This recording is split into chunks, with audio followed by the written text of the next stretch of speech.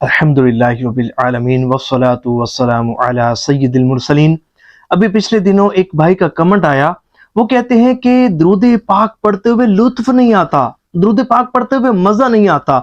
कैफियत नहीं तारी होती, कैफियत नहीं बनती, और हम क्या ऐसा करें कि हमारा दुरूद पाक खुशू खुजू के साथ पढ़ा जाए, दुरूद पाक पढ़ते हुए लुत्फ आए, मज़ा आए, एक कैफियत तारी हो और हमारा जो दुरूद पाक है वो दुरुस्त तरीके के साथ पढ़ा जाए। तो आज की वीडियो बहुत ज़्यादा इंपॉर्टेंट है और मैं ये समझता हूँ कि हर दुरूद पाक पढ़ने वाले को ये वीडियो ज़रूर देखनी चाहिए, क्योंकि देखें, जब तक आपको इबादत करने का तरीका ही नहीं आएगा तो कैसे आप दुरुस्त तरीके से इबादत कर सकेंगे। अब आपको अगर दुरूद पाक पढ़ने का सही तरीका ही नहीं मालूम तो किस तरह आप सही तरीके से पढ़ पाएंगे। यकीन मानिए, आज की वीडियो अगर आप मुकम्मल देख लेंगे ना, आपको इतना फायदा होगा कि जिसका आप अंदाजा भी नहीं कर सकते। देखिए, आज मैं जो आपको तरीका बताऊंगा ना, इस तरीके के साथ अगर आप दुरूद पाक पढ़ेंगे ना तो अल्लाह की रहमत से खुशू खुजू भी नसीब होगा, तवज्जो के साथ भी पढ़ा जाएगा और नबी पाक अलैहिस्सलाम का कुर्ब खास भी आपको नसीब होगा। अगर इस तरीके के साथ आप दुरूद पाक पढ़ेंगे, हुजूर की तवज्जो भी नसीब होगी, हुजूर का कुर्ब खास भी नसीब होगा। और अगर इस तरीके के साथ आप दुरूद पाक पढ़ेंगे तो अल्लाह की रहमत से मुस्तफ़ा जान रहमत सल्लल्लाहु अलैहि वसल्लम के सदके आपकी परेशानियां, मुसीबतें, टेंशनें, तकलीफें, दुख, दर्द, गम सब दूर होंगे इंशाल्लाह। और अल्लाह की रहमत से जिस जायज़ हाजत के हुसूल के लिए, जिस जायज़ मकसद के लिए, जिस हाजत और मुराद के लिए आप पढ़ेंगे तो अल्लाह की रहमत से वो हाजत और मुराद पूरी होगी। और इसके साथ साथ हुजूर नबी पाक अलैहिस्सलाम ने अगर करम नवाजी फरमाई तो सरकार दो आलम सल्लल्लाहु अलैहि वसल्लम की ज़ियारत से भी नवाजे जाएंगे। देखें, इनका पहले मैं इनको इनके सवाल का जवाब देता हूँ और फिर आपको दुरूद पाक पढ़ने का एक खास तरीका अब बताता हूँ। देखिए मेरे भाई, सबसे पहली बात तो ये कि ये जो खुशू खुजू का ताल्लुक है ना, खुशू खुजू तब नसीब होता है कि जब बंदा गुनाहों से छुटकारा पाता है, जब बंदा गुनाहों को तर्क कर देता है, गुनाहों को छोड़ देता है, गुनाहों से किनारा कशी अख्तियार कर लेता है। देखें, गुनाहों भरे वजूद रखने वाले शख्स को इबादत की तौफीक कम ही मिलती है। उसका जो दिल है, उसका जो नफ्स है,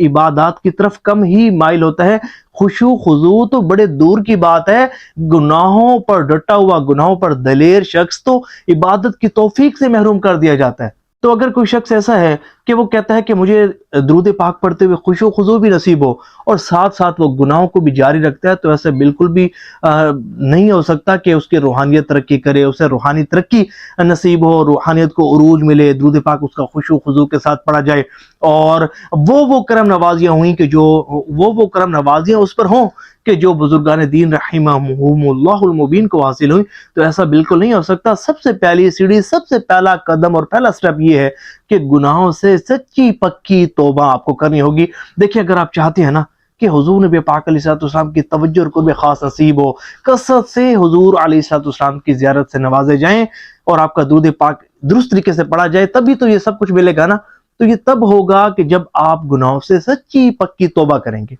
गुनाहों से सच्ची पक्की तौबा करें,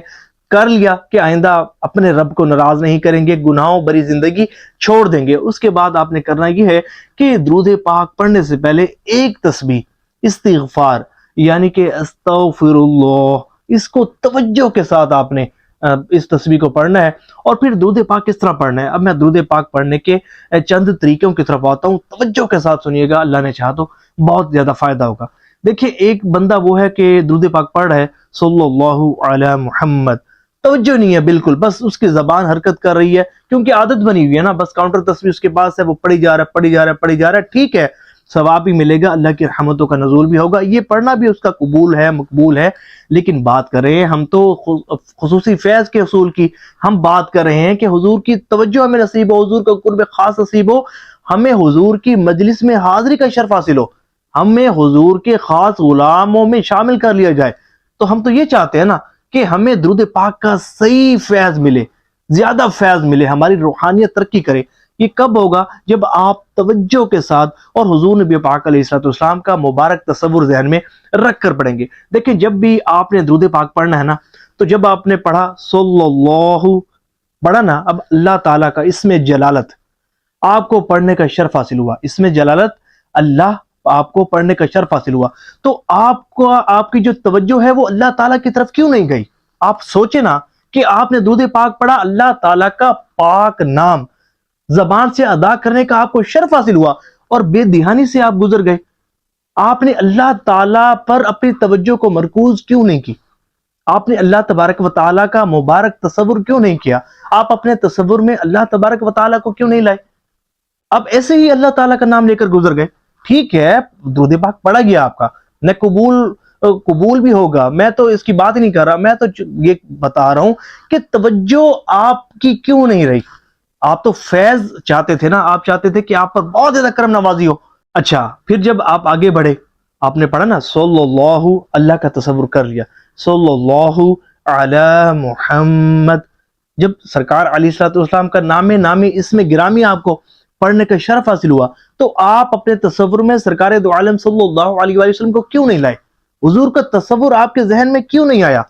اچھا چلو، آپ کو مانا کہ حضور علیہ الصلوۃ والسلام کی خواب میں زیارت نصیب نہیں ہوئی، ظاہر ہے کہ حضور علیہ الصلوۃ والسلام کا تصور آپ کے ذہن میں نہیں ہے، چلو کم از کم آپ سبز گنبد شریف کا تصور تو ذہن میں لا سکتے ہیں، سرکار علیہ الصلوۃ والسلام کا نامی پڑھتے وقت، یا سنہری جالیوں کا، یا مسجد نبوی شریف علی صاحبہ الصلوۃ والسلام کا تصور تو ذہن میں لا سکتے تھے۔ آپ یہ تصور کیوں نہیں لائے؟ آپ تو خاص فیض حاصل کرنا چاہتے ہیں نا، خصوصی توجہ حاصل کرنا چاہتے ہیں، آپ چاہتے یہ ہیں کہ حضور علیہ الصلوۃ والسلام کی خصوصی توجہ حاصل ہو، اور جن کی آپ توجہ حاصل کرنا چاہتے ہیں ان کا تصور ہی آپ کے ذہن میں نہیں ہے، تو نہیں نا یہ بات صحیح۔ اچھا، پھر آپ درود پاک پڑھ رہے ہیں لیکن آپ کو پتہ نہیں ہے کہ اس کا ترجمہ کیا ہے، اس کا معنی کیا ہے۔ آپ نے درود پاک پڑھا صلی اللہ علی محمد، آپ نے پڑھ لیا، اب آپ کو نہیں پتا آپ نے کیا پڑھا ہے، آپ کو یہی پتا ہے کہ میں نے درود پاک پڑھ لیا۔ تو دیکھیں، جب آپ نے درود پاک پڑھا، آپ کو درود پاک کا کوئی بھی سیغہ پڑھیں، درود پاک کے اس سیغے کا کم از کم ترجمہ تو آپ کو معلوم ہونا چاہیے نا، کہ میں اللہ تعالیٰ کی بارگاہ میں کیا عرض کر رہا ہوں۔ میں یہی عرض کروں کہ مولا حضرت محمد، میرے آقا حضرت محمد صلی اللہ علیہ وآلہ وسلم پر رحمت کاملہ نازل فرما، میرے حضور پر درود بھیج۔ اب مجھے مطلب ہی نہیں پتا اور میں پڑھ رہا ہوں، ٹھیک ہے یہ قبول ہے، ثواب ملے گا، لیکن میں بار بار میں ذکر کر رہا ہوں کہ کوئی جو ہے وہ پریشان نہ ہو، ثواب ملے گا، قبول ہی قبول ہے، لیکن فیض کے حصول کے لیے یہ چیزیں، اللہ تعالیٰ کا تصور، سرکار علیہ الصلوۃ والسلام کا تصور، درود پاک جو پڑھ رہے ہیں آپ کو پتہ ہونا چاہیے، آپ کی زبان سے جو حروف کی ادائیگی ہو رہی ہے آپ کو پتہ ہونا چاہیے کہ ان کا مطلب کیا ہے۔ اچھا، پھر آپ نے یہ درود پاک پڑھ لیا، اور پھر پڑھتے ہوئے آپ کے ذہن میں یہ تصور کیوں نہیں آیا کہ میں مواجہ شریف کے سامنے حاضر ہوں، یا میں روضہ رسول صلی اللہ علیہ وسلم کے سامنے حاضر ہوں، یا میں مسجد نبی شریف علیہ صاحب الصلوۃ والسلام میں حاضر ہوں، میں سبز گنبد کے سامنے حاضر ہوں، اور جو اللہ تعالیٰ کی رحمتوں کا نزول یہاں ہو رہا ہے اس کے چھینٹے مجھ بدکار سیاہکار گناہگار پر بھی پڑھ رہے ہیں۔ یہ تصور آپ کے ذہن میں کیوں نہیں آیا؟ ہونا چاہیے تھا نا، آپ تو خصوصی فیض حاصل کرنا چاہتے ہیں، سرکار علیہ الصلوۃ والسلام کی خصوصی توجہ حاصل کرنا چاہتے ہیں۔ آج راز کی ایک بات بتاؤں، میرا جو درود پاک پڑھنے کا طریقہ ہے نا، جب میں درود پاک پڑھتا ہوں تو میں یہ تصور کرتا ہوں کہ میں سبز گنبد شریف کے سامنے حاضر ہوں، بعض اوقات سنہری جالیوں کو تصور کرتا ہوں، اور بعض اوقات مراقبے میں اپنے پیر و مرشد کو بھی ساتھ رکھتا ہوں۔ میں جب بھی تصور میں مدینہ شریف جاتا ہوں نا، جب بھی تصور میں مدینہ شریف جاتا ہوں تو اکیلا نہیں جاتا، میری کوئی حیثیت اوقات نہیں ہے میرے پیر و مرشد کے بغیر، تو میں اپنے پیر صاحب کو ساتھ رکھتا ہوں کہ ان کے کرم سے، ان کی وجہ سے مجھ پر بھی کرم ہو جاتا ہے۔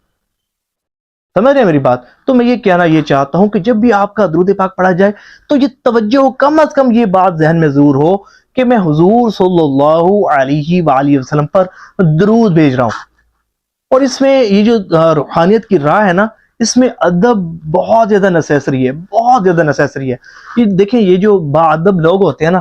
یہ بہت جلد منزل پا لیتے ہیں، بے ادب ساری زندگی لگا دیتے ہیں لیکن منزل نہیں ملتی۔ تو ادب کے ساتھ، خشوع و خضوع کے ساتھ، توجہ کے ساتھ، اور حضور صلی اللہ علیہ وآلہ وسلم کی محبت میں ڈوب کر، حضور علیہ الصلوۃ والسلام کا مبارک تصور ذہن میں رکھ کر آپ نے درود پاک پڑھنا ہے۔ اور یہ طریقہ وہ طریقہ ہے کہ جو بزرگان دین رحمہم اللہ المبین کا طریقہ ہے، جیسے کہ حضرت شیخ عبدالحق محدث دہلوی رحمۃ اللہ تعالی علیہ، آپ درود پاک پڑھنے والے کو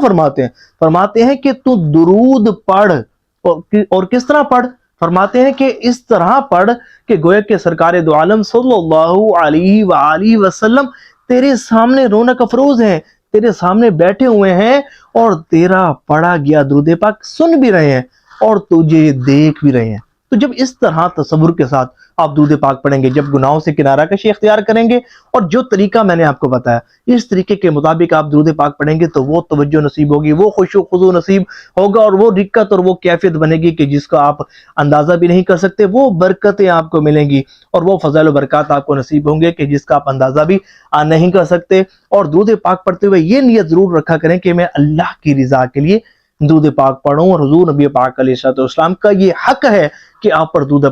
پاک پڑھا جائے، تو حضور کے حق کی ادائیگی کے لیے، حضور کی محبت میں ڈوب کر حضور کی توجہ اور قرب خاص کے حصول کے لیے اور اپنی آخرت سنوارنے کے لیے میں درود پاک پڑھ رہا ہوں۔ میں نے ایک ویڈیو بنائی ہے درود پاک پڑھتے ہوئے کیا نیتیں کرنی چاہیے، اس ویڈیو کو ضرور دیکھیے گا، اللہ نے چاہا تو بہت زیادہ فائدہ ہوگا۔ اللہ کریم توجہ کے ساتھ، خشوع و خضوع کے ساتھ ہمیں درود پاک پڑھنے کی توفیق عطا فرمائے۔